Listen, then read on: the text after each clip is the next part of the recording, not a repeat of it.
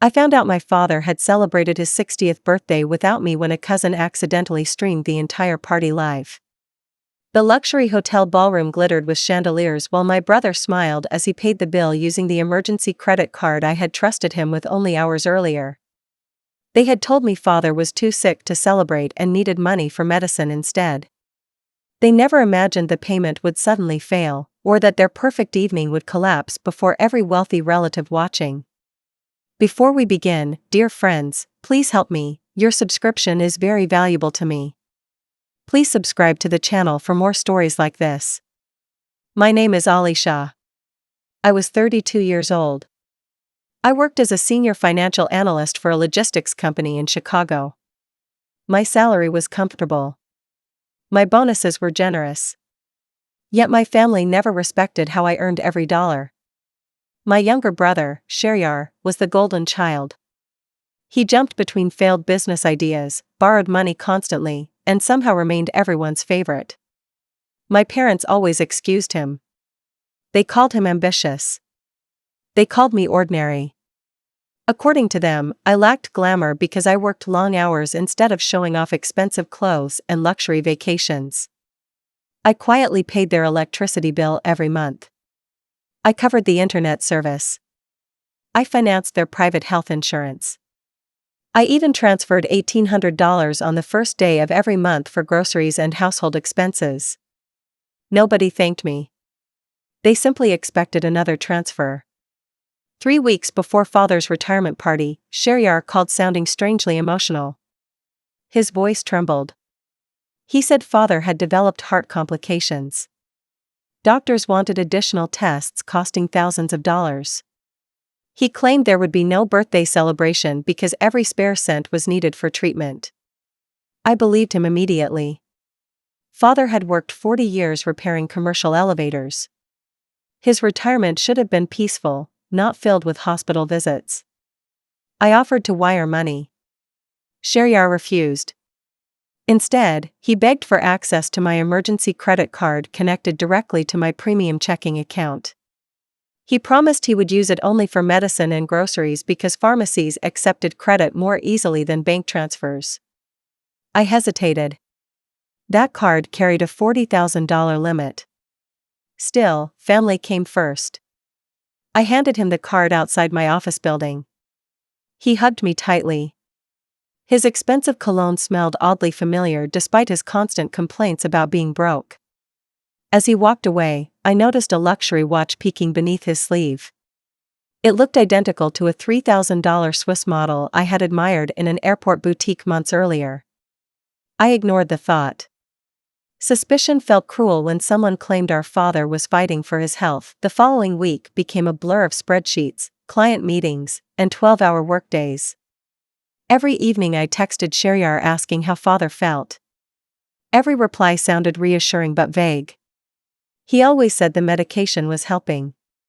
He always claimed the doctors wanted more observation before allowing visitors because father needed complete rest.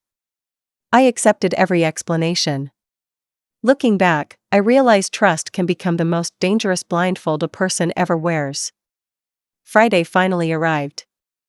It was supposed to be father's actual birthday. I finished reviewing a quarterly audit just after 7 in the evening.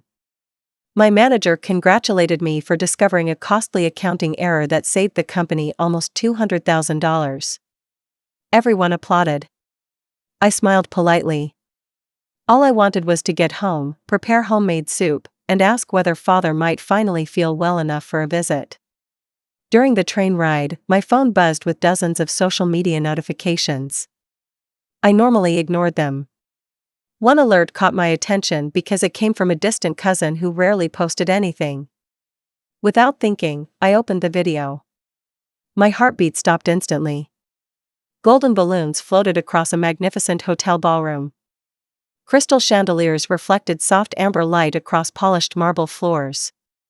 A live jazz band played cheerful classics while elegantly dressed guests laughed beneath enormous floral arrangements.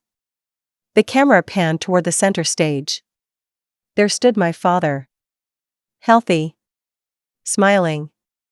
Wearing a custom navy Italian suit. Beside him stood my mother in a sparkling evening gown. Shehryar held a microphone while thanking everyone for attending father's retirement and 60th birthday celebration. Then he raised a champagne glass and announced that successful families always celebrated together. The crowd applauded loudly. My chair at that family table did not exist. I watched the camera sweep across faces I recognized. Aunts, uncles, cousins, wealthy relatives from other states, family friends. Every single person had received an invitation except me. Then another cousin laughed near the camera and whispered words that sliced deeper than any knife. She said it was probably better without Alisha because she dressed too simply and talked too much about work. Another voice answered that successful businessmen would never understand an ordinary office girl anyway. Then someone else laughed and added that Shehryar had wisely kept the embarrassing sister away from important guests. My breathing slowed instead of speeding up. Something inside me became completely still. Anger disappeared. Sadness disappeared. What remained was absolute clarity. I replayed the video from the beginning. My financial instincts immediately noticed details everyone else overlooked. The ballroom belonged to one of Chicago's most expensive hotels. Weekend rental alone exceeded $12,000. The floral displays likely cost another $4,000. The live band charged premium rates. The catering menu included imported seafood, dry-aged steak, handcrafted desserts, and expensive champagne. This celebration was not funded with grocery money.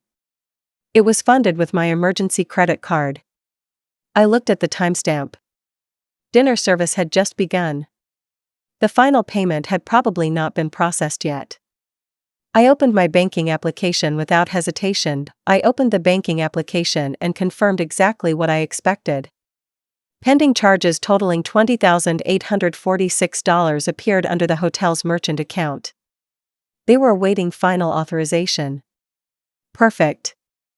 I called the premium banking helpline from my registered number. After answering several security questions, the representative verified my identity. I calmly explained that my emergency card had been obtained through deception and requested an immediate block before settlement. She warned the transaction would decline instantly if the hotel attempted completion. I thanked her and waited. Less than 3 minutes later my phone rang. Shehryar sounded furious. "What did you do?" he shouted. The card stopped working. I leaned against the train window and answered quietly. "Really? I thought it was for medicine." Silence filled the line. Then he stumbled through excuses about banking errors, temporary holds, and technical problems. I interrupted him. "I'm watching Father's birthday party live. Tell the hotel manager the truth. You lied to steal from me."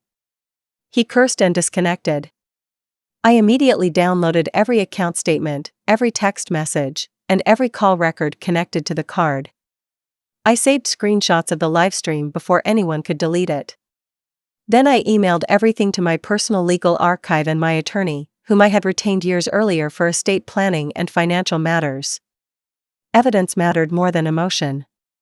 Curiosity pulled me back to the livestream. The camera shook wildly. Guests whispered nervously.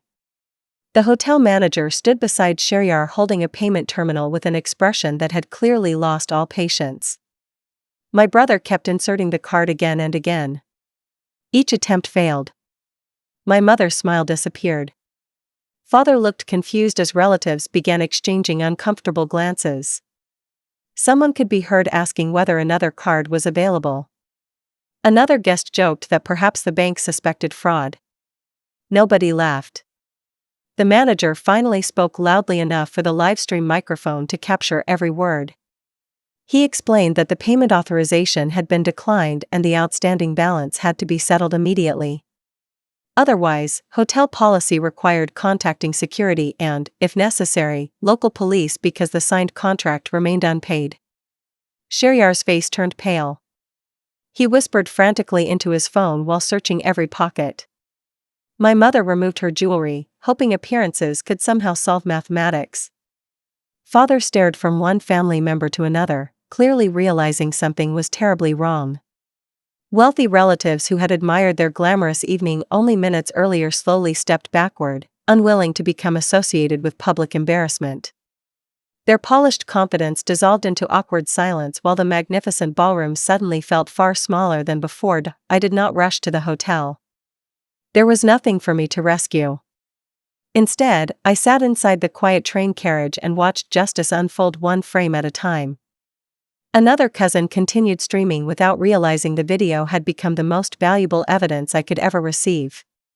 The manager remained professional. He never raised his voice. He simply repeated that the outstanding balance had to be paid before the guests could leave. Hotel security quietly positioned themselves near the exits. The elegant celebration transformed into an uncomfortable financial standoff. My phone began vibrating nonstop. First came my mother's call. I ignored it. Then father called twice. I let both calls ring until they stopped. Finally, Sheriar sent message after message. He claimed everything was a misunderstanding. He begged me to unblock the card for just 10 minutes. He promised to explain later. I replied with only one sentence. You already explained everything when you invited the entire family except me. Then I muted the conversation. 20 minutes later, my attorney called after reviewing the documents I had emailed. He praised my decision to preserve every screenshot before responding emotionally. He advised me not to make threats or arguments. Instead, he suggested allowing the financial records and written messages to speak for themselves. He also recommended removing every voluntary payment I made on behalf of my parents because those transfers created expectations without legal obligations. His words matched the conclusion I had already reached. I opened every automatic payment connected to my accounts. The electricity bill disappeared first. The gas service followed. Then the internet subscription. Finally, I canceled the monthly premium for my parents' private health insurance policy. Each cancellation generated a confirmation email. I saved every receipt in a separate folder labeled Final Boundaries. None of those services belonged to me legally. I had simply paid them for years because I believed families should support one another. That belief ended forever inside a luxury ballroom. Around 10:30, another livestream clip appeared online. Several wealthy relatives had quietly paid small portions of the hotel bill to prevent police from arriving. Even then, the embarrassment refused to disappear. Everyone now knew the glamorous celebration had depended upon money obtained through lies. People whispered. Some guests left before dessert. Others avoided looking at my parents altogether. Reputation, once cracked, rarely repairs itself. I finally reached my apartment just before 11. The silence inside felt strangely comforting. I removed my shoes, poured a cup of hot jasmine tea, and placed my phone face down on the kitchen table. For the first time in years, I felt no responsibility to solve someone else's crisis. I slept peacefully. The next morning, I woke to more than 80 missed calls, dozens of voicemails, and hundreds of messages. I listened to none of them. Instead, I made breakfast, reviewed my calendar, and prepared for the meeting that would permanently change every relationship in my family forever. By 9 o'clock that morning, my attorney and I were sitting inside his conference room overlooking the river. Every document was organized in chronological order. Bank statements, credit card records, text messages, screenshots from the livestream, copies of the automatic utility payments I had made over the previous 6 years. The total stunned even me. I had quietly contributed $294,612 to my parents' household. That amount did not include birthday gifts, emergency loans, car repairs, or the down payment I had once made to save Sheriar from bankruptcy. My attorney looked across the table and asked one simple question. Do you want revenge, or do you want freedom? I thought about it for several seconds. Freedom, I answered. Good, he replied. Freedom lasts longer. He drafted formal demand letters requiring repayment of every unauthorized credit card charge. He also prepared notices confirming that all future financial support had permanently ended. If anyone attempted to accuse me publicly of abandoning my family, the complete financial history could immediately be produced. Facts would defeat emotions every time. Around noon, my parents arrived at my apartment without warning. Their faces looked exhausted. Father still wore the expensive suit from the previous night, now wrinkled and stained with coffee. Mother knocked repeatedly until I opened the door halfway. She immediately began crying. She claimed everything had been Sheryar's idea. She insisted they never wanted to exclude me. She said wealthy relatives expected a certain image and my office clothes might have attracted unnecessary gossip. I stared at her quietly. So you decided the daughter paying your bills was the embarrassment? She lowered her eyes. Father finally spoke. His voice was softer than I had ever heard. I didn't know he told you I was sick. I believed him. His expression carried genuine shock rather than practiced guilt. I handed him printed copies of every message Sheryar had sent about hospital visits, medication costs, and fake medical appointments. Father read each page slowly. His hands began shaking. When he finished, he sat down without asking permission. For several minutes nobody spoke. Then he whispered, "He lied to me too." According to Father, Sheryar had claimed I was traveling for work and couldn't attend the celebration. He even said I had already sent expensive gifts and my congratulations in advance. My parents had believed that story because it was easier than calling me directly. I almost laughed. One lie had required another. Then another. Eventually the entire family had become prisoners of deception. Mother reached toward my hand. I stepped back.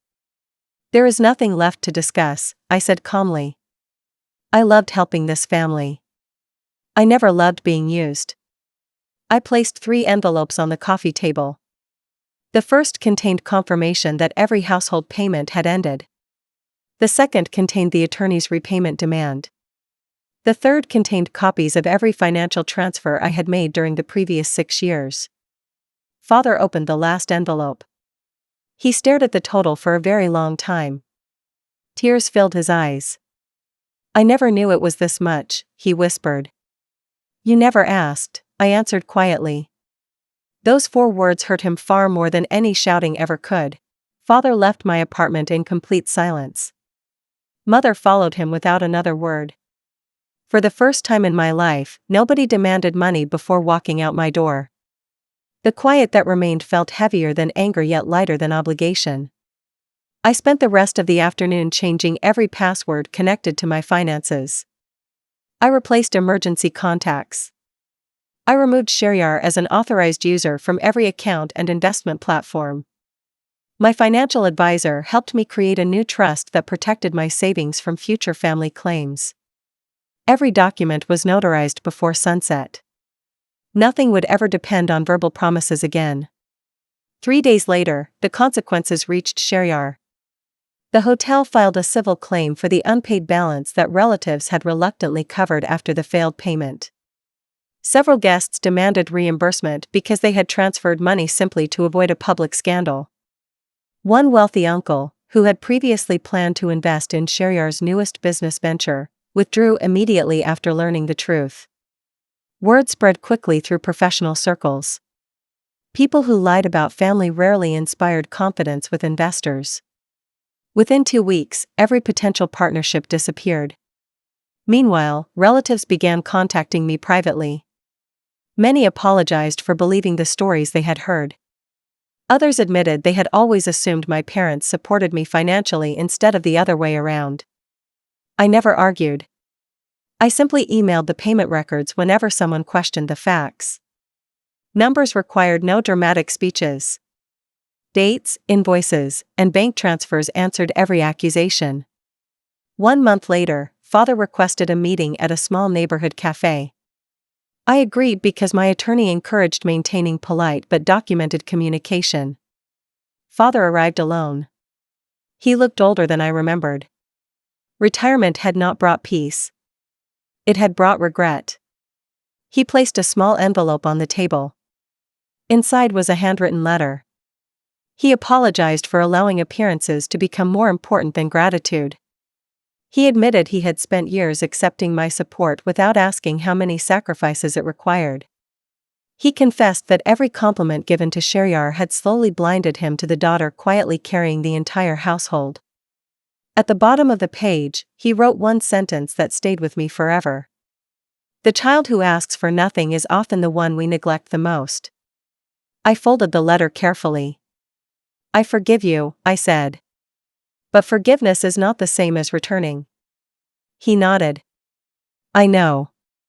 That was enough. We finished our coffee discussing ordinary things instead of money. When we stood to leave, he hugged me gently for the first time in many years.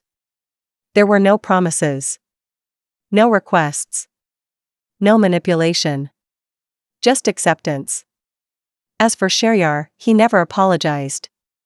Even after lawsuits, broken relationships, and financial ruin, he insisted someone else had destroyed his life. Some people never recognize the difference between consequences and betrayal. He lost his reputation long before he lost his money. A year later, I accepted a promotion that doubled my salary and relocated to a beautiful lakeside home filled with sunlight, peace, and people who valued honesty more than appearances. My evenings were no longer spent solving other people's crises. They were spent building the life I had always postponed. If you found this story compelling, don't forget to like, share, and subscribe to the channel for more stories like this. Let me know in the comments what you would have done. The months that followed taught me something I had never understood while living inside that family. Peace is expensive only when you keep paying for other people's comfort. Once I stopped financing their lifestyle, my own future expanded faster than I imagined. I increased my retirement contributions, invested in a diversified portfolio, and purchased a small vacation cabin overlooking a quiet lake. Every financial decision I made now benefited the person who had earned the money instead of rewarding manipulation. News about my family continued reaching me through relatives. Utility companies had issued several overdue notices after the automatic payments ended. My parents sold unnecessary luxury furniture they had purchased to impress visitors. They moved into a smaller house with lower monthly expenses.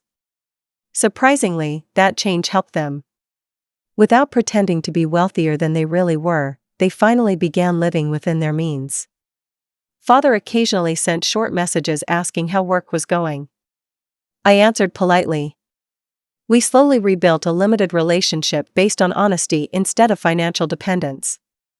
He never requested money again. Whenever we met for lunch, he insisted on paying his own bill, even if it was only $20. That simple gesture meant more to me than any dramatic apology ever could. Mother struggled longer.